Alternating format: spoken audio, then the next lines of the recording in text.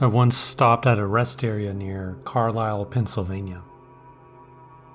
I was trying to get to my destination when there was going to be a rodeo. I seldom stop at rest areas, but I had to take a break ASAP because I was so tired I was hallucinating. It was late summer, about 2 a.m. A low pressure system was moving through, so it was rainy and relatively cold. I was just sitting there with my truck engine idling. I rested my eyes a bit. That's when I got the feeling that I was being watched. I thought to myself, I'm probably just tired and paranoid. The rest area wasn't really lit, so I couldn't see anything except for the bathroom building and a couple of yards that were illuminated by my truck's headlights.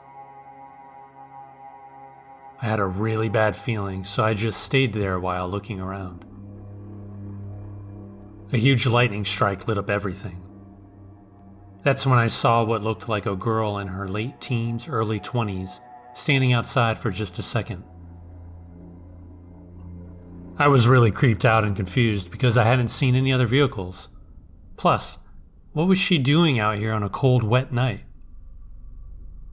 I had to have been hallucinating, right? I moved the truck so that the headlights were illuminating her. She looked up. I took a picture of her, checked the picture. She was in the picture. I sent it to a friend, who later confirmed that there was a girl in the picture. I rolled down the window and said, "It's too wet to be out here, ma'am. You should get back home." She got closer and squinted. She said, "Your eyes are blue. I like blue eyes."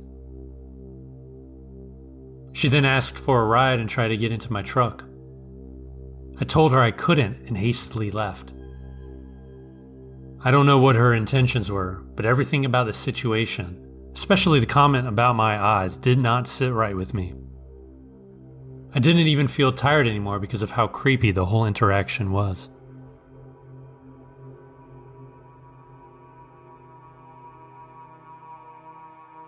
I was driving on I-40 in Arizona. I had to get some fuel, so I stopped at a strange truck stop. It was mostly empty. Just me, some employees, and some other out-of-towners who were just passing through. It was a hot day, so I went in because I knew they had an ice cream vendor because I'd been there before.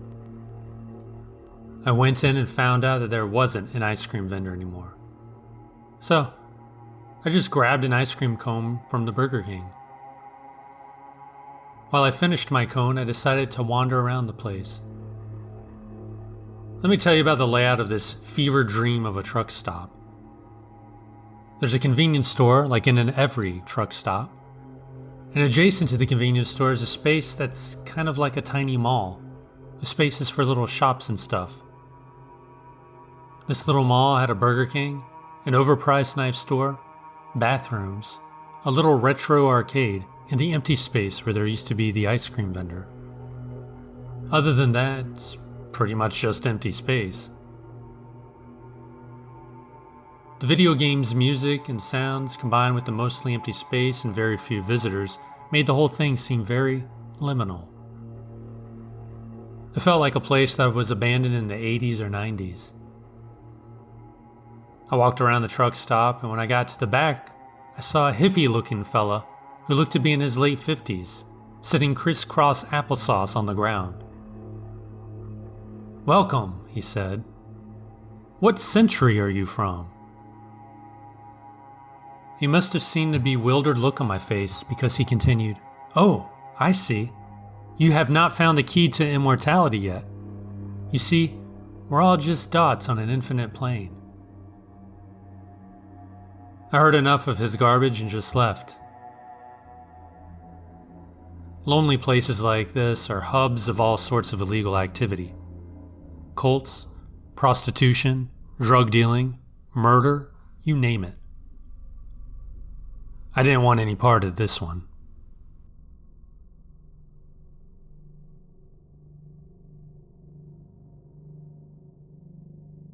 So my grandma and I decided to drive from Illinois to Oklahoma City to visit my dad. We made it there, and I got to see a lot of my family I had not seen in years.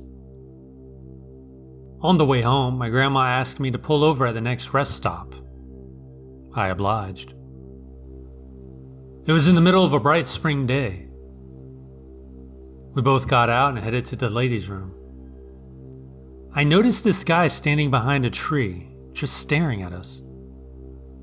It gave me the creeps, but I didn't give it another thought. My grandma gave me a shout telling me she was going back to the car, so I finished up and headed outside. The creepy guy was still standing behind the tree. I walked a little faster. He started pacing me. I was about to scream when a family came around the corner to use the bathroom. It was enough to make him leave me alone. We got back on the road, and about a mile down there was a roadblock. They were stopping everyone because they were looking for a seriously deranged psychopath. I told them to check the rest stop in hopes that they would catch him. It gives me the chills to think about it today. I was only 21 at the time, but I wasn't naive. Still, I thank that family even though they don't know what happened.